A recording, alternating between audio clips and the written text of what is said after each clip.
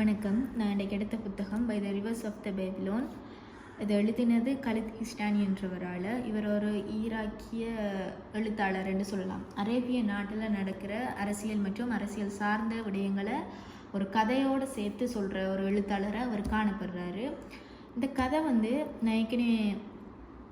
இந்த கதை ஒரு பக்கத்தில் இருந்து நம்ம பார்த்தோம்னா காதல் கதையாக தெரியும். இன்னொரு பக்கத்தில் இருந்து பார்த்தோம்னா அரசியல் ஒரு சாதாரண மனுஷன் வாழ்க்கையில் இப்படியெல்லாம் செல்வாக்கு செலுத்துமா, இப்படியெல்லாம் நடக்குமான்றதை நம்மளை யோசிக்க வைக்கும். அப்படியான கதை தான். கண்டிப்பாக இது எல்லாருமே வாசிக்கலாம். அவ்வளோ கஷ்டமான இங்கிலீஷில் எனக்கு அவ்வளோ ப்ராப்பர் இங்கிலீஷ் தெரியாது, ஓரளவுக்கு தெரியும். தெரிஞ்ச அளவுக்கு நான் வாசிச்சிருக்கேன். ஸோ எல்லாராலையும் பெரும்பாலும் வாசிக்க முடியும். ஓரளவு இங்கிலீஷ் நாலேஜ் இருந்தால் காணும். நல்ல இன்ட்ரெஸ்டிங்கான புக். சரியா? இப்போ இதில் கதையை பற்றி பார்க்க போனோம்னா ஒரு கேர்ள் இருப்பாங்க. அவங்க ஒரு இஸ்லாமிய சமூகத்தை சேர்ந்தவங்க. பேர் சமீரா. இவங்க காதல் பண்ணுறாங்க. ஆனால் திருமணமாகாமல் ப்ரெக்னென்ட் ஆகிறாங்க. இது அவங்களோட குடும்பத்துக்கும் தெரிய வந்துட்டு. அந்த குடும்பத்துக்கு தெரிய வரக்குள்ள அந்த சூழல் எப்படி மாறுது, அதை எப்படி அவங்க கையாளுறாங்கன்றதை எழுத்தாளர் முதல்ல முன்வைப்பார். அதை பார்க்கக்குள்ள நம்மளுக்கே ஐயோ அப்படின்ற மாதிரி இருக்கும். சரியான மனக்கவலையாக இருக்கும். ஏன்னா அதில் ஒரு லைன் சொல்லுவாங்க, இவள் ஏமாற்றப்பட்டிருக்காள், அதனால அவளுக்கு தண்டனை கொடுக்கணும் என்று ஒரு லைன் ஒன்று இந்த புக்கில் வரும். அந்நேரம் நம்ம யோசிப்போம், குற்றம் செஞ்சவனுக்கு தண்டனை இல்லை, ஏமாற்றப்பட்டிருக்காள், அவங்களுக்கும் தெரியும் அவள் ஏமாற்றப்பட்டிருக்காள்ண்டு, இருந்தாலும் அவளைத்தான் தண்டிக்கணும்னு நினைக்கிறாங்க. அதுக்கு அவங்க கொடுக்குற தண்டனையும் ஏற்றுக்கொள்ள இல்லாத மாதிரி தானே இருக்கும். பட் அங்கே அது ஒரு சாதாரண விஷயம். ஓகே, இப்போ நம்ம கதைக்குள்ள வருவோம். இப்போ ப்ரெக்னென்ட் ஆகிட்டாங்கன்றது ஒரு ஒரு ஓம் என்றதும் இல்லைன்ற மாதிரியும் ஒரு கதை போய்கொண்டே இருக்குது. சரி, அப்போ அவங்க என்ன செய்கிறாங்கன்னா சமீராவை அவங்களோட 2 சகோதரனோட அண்ணன் தம்பியோட ஹாஸ்பிட்டலுக்கு கூட்டி போகிறாங்க. ஒரு பிரபல்யமான ஒரு வைத்தியர்கிட்ட தான் கூட்டி போகிறாங்க. அவரோட பேர் டாக்டர் சசூன்னு நம்ம வச்சுக்கொள்வோம். அவர்கிட்ட கூட்டி போயிட்டு இப்போ கன் பாயிண்டில் சகோதரன் 2 பேரை நிப்பாட்டுறாங்க. டாக்டர் சசூனை, நீங்கள் அவள் ப்ரெக்னெண்ட்டாக இல்லையான்னு செக் பண்ணணும். அடுத்தது அவள் ப்ரெக்னெண்ட்டா அதுக்கான எவிடன்ஸ், அதை அழித்ததுக்கான எவிடன்ஸு எங்களுக்கு காட்டணும். அடுத்தது இவளோட பாடியை டிஸ்போஸ் பண்ணணும், அதாவது இவளை கொல்லணும்னு சொல்கிறாங்க. இப்படி நீங்கள் 2மே செய்யலாட்டி விடத்தை உங்களோட உயிர் போகும் என்றும் சொல்கிறாங்க. இது ஒரு ப்ரைவேட் ஹாஸ்பிட்டல். அடுத்தது அவர் மட்டும் தனியான்ற ஒரு சூழ்நிலையால் வேறு வழி இல்லாமல் அவங்க சொல்கிறத அவர் செய்கிறாரு. இந்த சந்தர்ப்பத்தோட அவர் மனசு சரியான மாதிரி பாதிக்கப்பட்டது. இப்படியே கொஞ்ச நாட்கள் போக சமீராட லவ்வர் வராங்க. அவரோட பேர் கசூன். அவர் கேட்குறாரு, சசூனை பார்க்குறதுக்கு நிறைய வாட்டி ட்ரை பண்ணுறாரு. பட் அவரால் முடியலை. பட் ஒரு நாள் டாக்டர் சசூன் கொஞ்சம் அப்செட்டான நிலைமையிலையும் ஹாஸ்பிட்டல் வரக்குள்ள இவர் பார்த்துட்டு ஓடி வந்துட்டு, நான் உங்கள்கிட்ட, நீங்கள் தானே டாக்டர் சசூன், நான் உங்கள்கிட்ட கதைக்கணும், உங்களை தேடி ஒரு கேர்ளும் அவங்களோட சகோதரர்களும் வந்தவங்கள கேட்கையும் டாக்டர் சசூன் நிறைய பேர் வருவாங்க, நான் இப்போ யாருன்னு சொல்கிறதுன்ட்டு கேட்கக்குள்ள கசூன் சொல்லுவார் சமீரா அவங்களோட பேரண்டையுமே அவருக்கு ஒரு மாதிரி ஆகிரும் சசூனுக்கு. பிறகு சொல்லுவார், இல்லை எனக்கு அவங்கள பற்றி எந்த ஒரு டீட்டெயில்ஸும் இல்லை அப்படி திருப்பி கேட்கக்குள்ள அவங்க சொல்கிறாங்க, ஆமாம் வந்தவங்க, அவங்க ப்ரெக்னெண்ட்டாக இருந்தவங்க, பட் இப்போ அவங்க ப்ரெக்னெண்ட்டாக இருந்தவங்க பிறகு அதை கலைக்க சொல்லிட்டாங்க, நான் கலைச்சிட்டேன், இதுக்கு பிறகு எந்த டீட்டெயில்ஸும் நான் உங்களுக்கு சொல்ல முடியாதுன்னு டாக்டர் கசூன்கிட்ட சொல்லி, அதாவது சமீரோட லவர்கிட்ட சொல்லி அவங்கள அனுப்பி விடுறாங்க. இப்போ இவங்க 2 பேர் லைஃப்பும் ஒரு பேரலான ஒரு வகையில் தான் இந்த கதையில் சொல்லியிருப்பாங்க. இப்போ இந்த கதையை கேட்டதில் இருந்தே கசூனுக்கு, அதாவது சமீரோட லவ்வருக்கு சரியான மாதிரி ஒரு துக்கம், தன்னால் தான் இவள் செத்தவள், இப்போ இப்படி ஒரு துக்கம் அவருக்கு உருவாக்குது. அதே சமயத்தில் தன்னால் திருப்பி வீட்டையும் போக முடியாது, இப்படி என்னையே ஏற்றுக்கொள்ளுவாங்களா, நான் இப்படி ஒன்று செஞ்சிட்டேன், இதுக்காக என்னைய வீட்டில் ஏற்றுக்கொள்ளுவாங்களா, அடுத்தது சமீராட குடும்பத்தார் என்ன கொல்ல வருவாங்க, இப்படி நிறைய யோசித்து அவருக்குள்ளேயே அவரை தண்டிக்கிற மாதிரி அவ்வளோ மனநிலை அவருக்கு கொஞ்சம் ஃபுல் அப்செட் ஆகிட்டார்.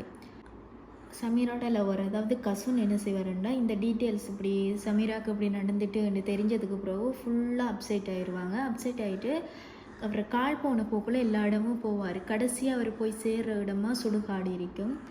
உயிரோடு தான் போவார், சுடுகாடு இருக்கும். ஆனால் அவருக்கு உயிர் இருக்காது. அந்த நிலைமையில தான் அவர் இருப்பார். அங்கே சில நிகழ்வுகள் அவருக்கு நடக்கும். அதே சமயத்தில் இங்கிட்டு டாக்டர் சசூனுக்கு கசுன் வந்து போனதுலேருந்து அவர் இருந்த நிலைமையை விட இன்னும் மோசமான நிலைமைக்கு அவர் தள்ளப்படுறாரு. அவரோட வைஃப் வந்து அவர் எந்த ஹாஸ்பிட்டல் கொண்டு போயும் சரியாகலை. பிறகு வந்து கடவுள் மேலே நம்பிக்கை இல்லாத இவங்க 2 பேருமே கடவுளையும் தேடி போவாங்க. கடவுள்ற சின்னங்கள் இருக்கிற இடங்களுக்கும் தேடி போயிட்டு அது சரியாக்குவோம் என்ற இப்படியான காலகட்டத்தில் கசூனை அவங்களோட அப்பா சுடுகாட்டில் பார்க்குறாரு. இதே டைமில் ஒரு அனௌன்ஸ்மெண்ட் வந்து அவங்களோட அரசாங்கத்தால் வைக்கிறாங்க. யூதர்கள் எல்லாருமே ஈராக்கை விட்டு வெளியேறணும், இஸ்ரேலுக்கு போகணும். இதுதான் வந்து அவங்க ஒரு ஒரு ஒரு வோராக இதை வந்து அனௌன்ஸ் பண்ணுறாங்க. அப்போ இந்த காலகட்டத்தில் கசூண்ட அப்பா என்ன செய்கிறாருன்னா ஒரு மிலிட்ரி ஆஃபீஸர்கிட்ட போயிட்டு நீங்கள் இவனை யுத்தத்துக்கு விடுங்க, இவனை ஒரு சோல்ஜராக ஏற்றுக்கொள்ளுங்கன்னு சொல்லக்குள்ள அவரும் ஓகே சொல்லி இவரை நம்மளோட கசூனை வந்து ஒரு சோல்ஜராக மாற்றி அவங்கள கொண்டு போகிறாங்க. இப்போ இங்கிட்டு பக்கம் டாக்டர் சசூனோட கதையில் எப்படி போகுமெண்டா சாமியார்கள் இவங்கள்ட்ட எல்லாம் போயிட்டு கடைசியாக அவங்க வீட்டுக்கு போகிற மாதிரி ஒரு சூழல் வரக்குள்ள அவங்க பார்க்குறாங்க பெரிய ஆர்ப்பாட்டங்கள் போராட்டங்கள் எல்லாம் நடக்குது. இப்படி யூதர்கள் வந்து போகணும், யூதர்கள் சாகணும், இப்படியெல்லாம் பெரிய ஆர்ப்பாட்டம் நடந்து அவர் இன்னும் பாதிக்கப்படுறாரு. பிறகு இப்போ வைஃப் வந்து அவங்களோட டாக்டர் சசூண்ட வைஃப் வந்து கொஞ்சம் தைரியமான பெண் என்று சொல்லலாம்.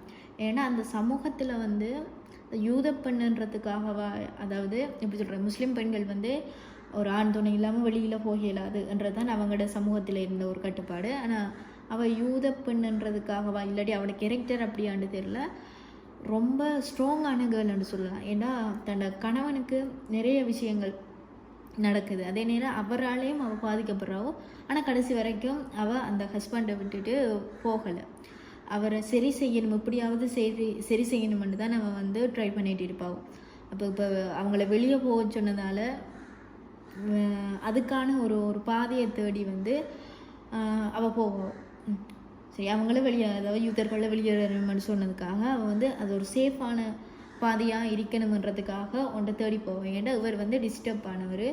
ஸோ அவங்க சொன்ன பாதையை போகல, அது ஒரு ஃப்ளைட்டில் அது கொஞ்சம் மோசமான நிலைமையில் போகணும். ஸோ அது போகலான்றதுக்காக வேறொரு முடிவு எடுத்து அவங்க போகிறதுக்கு எடுக்கிறாங்க.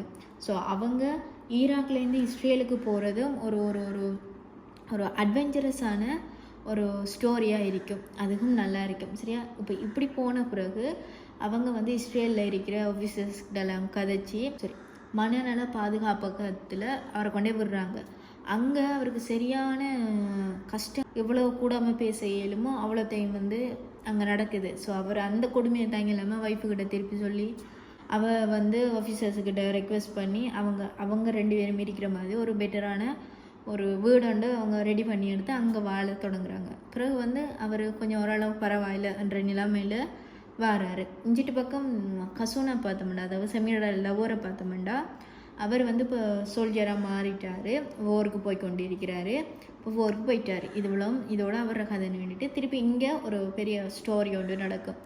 அந்த வீட்டில் நல்லா இருக்கிறாங்க. டாக்டர் சசூன் வந்து அவங்களோட ஒய்ஃபோட அந்த வீட்டில் வந்து ஒரு ஆடம்பரமான வீடுன்னு சொல்லலாம். அது ஒரு அகதியாக வந்தாக்களுக்கு அந்த வீடு வந்து ரொம்ப ஆடம்பரமாக தான் இருக்கும் அப்படின்னு சொல்லலாம் நம்ம. இப்படி டாக்டர் சசூனும் அவங்க மனைவியும் வந்து அந்த வீட்டில் வாழ்கிற ஒரு நாளில் வந்து அவங்களோட வீட்டு கதவு தட்டப்படுது. யாருன்னு பார்த்தா புதுமுகம். யாருன்னு கேட்டதுக்கு அவர் சொல்கிறாரு, நான் இது கொஞ்சம் டிஃப்ரெண்ட்டாக நல்லாயிருக்கு. நான் என்னோட நாட்டில் இப்போ உங்களோட நாட்டில் இருந்து வெளியேற்றப்பட்டவன்.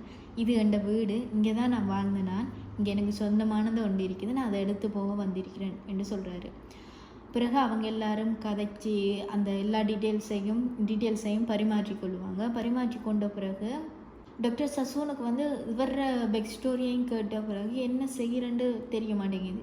ஸோ கிட்டத்தட்ட 2 பேருமே சமந்தான் அப்படின்ற ஒரு முடிவுக்கு வந்து அதை பற்றின இதுக்கு பின்னால் இருக்கிற காரணம் என்ன, அரசியல் பின்புலமா, சரி அதை பற்றி ரிசர்ச் பண்ணுவோம்னு போட்டு அதில் ஃபுல்லாக இறங்கி திருப்பி அவர் ஒரு சரியான மனநிலைக்கு வந்துடுவார். ஸோ பாதிக்கப்பட்ட மனநிலையிலேருந்து சரியான மனநிலைக்கு வந்துடுவார். இப்போ திருப்பி அவர் டாக்டராக இருக்கிறதுக்கு ரெக்வெஸ்ட் பண்ணக்குள்ள அவங்க சொல்கிறாங்க வந்து அவங்க யோசிச்சுட்டு பிறகு மிலிட்ரி டாக்டராக அவரை அப்பாயின்மெண்ட் பண்ணுறாங்க. இப்படி இருக்கக்குள்ள தான் திருப்பி அங்கே போயிட்டு அவர் வேலை செய்யக்குள்ள திருப்பி அந்த ஈராக்கில் இருக்கிற கைதிகளோடலாம் அவர் வந்து தண்டை எப்படி பார்த்தாலும் அந்த ஈராக் கைதிகளும் ஒரு முறை வாழ்விடத்தை பகிர்ந்து கொண்டவங்க தானே. ஸோ அவங்களோடலாம் கேஷுவலாக கதைச்சி எல்லாமே ரெடி ஆகிட்டு இருக்கக்குள்ள தான் ஒரு சோல்ஜர்ஸ் வித்தியாசமாக அவரை பார்க்குறாரு. அந்த சோல்ஜர் வந்து இவர்கிட்ட வந்து கதைக்கக்குள்ள தான் தெரியுது அந்த சோல்ஜர் வேறு யாரும் இல்லை, கசூனுண்டு. ஸோ எங்கேயோ இருந்து எங்கேயோ வந்து 2 பேருமே கடைசியில் சந்திச்சு கொள்கிறாங்க. கசூன் கதைச்சி ஒரு நல்ல ஃப்ரெண்ட்ஷிப் பாண்ட் ஒன்று அவங்களுக்குள்ள உருவாக்கப்படுது. பிறகு கொஞ்ச நாள் போன பிறகு சசனுக்கிட்ட கேட்குறாரு, நான் இது கேட்கலாமான்னு தெரியல, பட் கேட்குறேன், சமீரா உசுரோடு இருக்கிறாளா, அவளுக்கு என்ன ஆச்சு என்று திருப்பி கேட்குறாரு. அதுக்கு டாக்டர் சசன் சொல்கிறாரு, என்னால் அன்றைக்கு சொல்ல முடியலை, பட் இப்போ சொல்கிறேன், சமீரா சாகலை இப்படின்றதோடு முடிக்கிறாரு. இது வந்து கசூனுக்கு சொல்ல ஒன்று, அதாவது எப்படி சொல்கிறது, அந்த அவங்க சொல்லுவாங்க அந்த சிறைச்சாலையே அவருக்கு சிறைச்சாலையாக அதுக்கு பிறகு அது கேட்டதுக்கு பிறகு அவருக்கு விளங்கலை அப்படி என்று சொன்னாங்க. அது நல்லா இருந்துச்சு.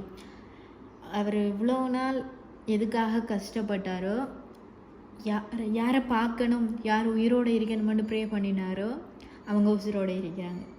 இப்போ இது தெரிஞ்சதுக்கு பிறகு ஃபுல் ஹாப்பி ஆகிடுறாரு கசூன். அப்போ சசூனுக்கிட்ட அந்த டாக்டர் சசூனுக்கிட்ட போய் கசூன் கேட்குறாரு, எனக்கு ஒரு ஹெல்ப் பண்ணணும், நான் இங்கேருந்து தப்பிக்கிறேன், நான் சமீராவை பார்க்க போகணும்னு ரெக்வெஸ்ட் வந்து வைக்கிறாரு. வேறு வழி இல்லாமல் டாக்டர் சசூனும் கசூனுக்கு ஹெல்ப் பண்ண போகிறாரு. சரி, இப்போ ஹெல்ப் பண்ணினதுக்கு பிறகு கசூன் அந்த நாட்டை விட்டு ஒழுங்காக வெளியேறினாரா, சமீராவை சந்திச்சாரா, இல்லை சமீரா உண்மையிலே உசுரோடு இருக்கிறாங்களா, இல்லை இவ்வளோ நாளும் அவங்க எப்படி இருக்கிறாங்க, வேறு எதுவும் நடந்திருக்குமா, என்ன நடந்திருக்குமே, இது நடந்திருக்கும். இதுதான் கிளைமேக்ஸ் ஸ்டோரியாக இருக்கும். இது இவ்வளவு தான் இந்த கதை, மொத்த கதையே இவ்வளவு தான். அந்த ஸ்டோரி கடைசி முடிவு தான் கொஞ்சம் நல்லா இருக்கும். அதில் கடைசியில் ஒரு லைனில் முடிச்சிருப்பார் எழுத்தாளர், கடைசி வரைக்கும் அந்த லைன் மறக்காது, அது அப்படி இருக்கும். நீங்கள் இந்த புக்கை வாசித்து கடைசி முடிவு நான் சொல்ல மாட்டேன். இப்போ நான் இவ்வளவும் சொன்னது வந்து அந்த காதல் கதை மட்டும்தான். இதுக்கு பின்னால் அரசியல் இருக்குது. அந்த அரசியல் அவ்வளோத்தையும் யார் என்ன எது செஞ்சவங்க அது அவ்வளோத்தையுமே இதில் சொல்லிக்காங்க. அதில் நிறைய அவங்களோட நேம் சொல்லிக்காங்க. என்னால் அது கொஞ்சம் ஞாபகம் வச்சுக்கொள்ள முடியாத ஒரு பிரச்சனையால் என்னால் சொல்ல முடியலை. பட் அந்த அரசியல் என்னென்ன வரலாறு அப்படின்றத அப்படியோ இதில் சொல்லியிருக்கிறாங்க. ஸோ அது நம்மளுக்கு வாசிக்கக்குள்ள இன்ட்ரெஸ்டிங்காக இருக்கும். ஒரு காதலோடு நம்மளுக்கு ஒரு வரலாறும் தெரியணுமென்று நினச்சோம்னா கண்டிப்பாக இந்த புத்தகத்தை வாசிக்கலாம். அடுத்தது வந்து அரசியல் பார்வையும் இதில் முன் வச்சிருக்கிறாங்க. என்னை பொறுத்த வரைக்கும் இப்போ வரைக்கும் இஸ்ரேல் பாலஸ்தீன் அந்த யுத்தம் நடந்து கொண்டு இருக்குது. அங்கே நம்ம நினைப்போம், சரி இவங்க ஏன் இவ்வளோ பேரை கொள்கிறாங்க அப்படி இப்படின்ட்டு பார்த்தோம்னா, அதை ஒரு சுருக்கமாக அங்கே அந்த தற்காலத்தில் நடக்கிற அந்த போரை ஒரு சுருக்கமாக நம்ம விளங்கி கொள்ளணுமெண்டா கண்டிப்பாக இந்த புத்தகம் ஒரு சிறந்த ஒரு ஊடகமாக இருக்குமென்றதை நான் நம்புகிறேன். எனக்கு இந்த புத்தகத்தை வாசிக்கக்குள்ள இதில் அரசியல் பின்புலத்தை நான் விளங்கி கொண்ட அளவுக்கும் எனக்கு ஒரு வாசகம் இல்லாட்டி ஒரு கவிதை தோணிச்சு. அதோடு நான் இந்த வீடியோவை முடிச்சுக்கொள்கிறேன். பாம்பை அடித்த கைகளை பாராட்டும் வாய்களுக்கு தெரியாது, பாம்பும் உயிருக்காகத்தான் போராடியது, கைகளும் உயிருக்காகத்தான் போராடியது. அவ்வளோதான். பாய்.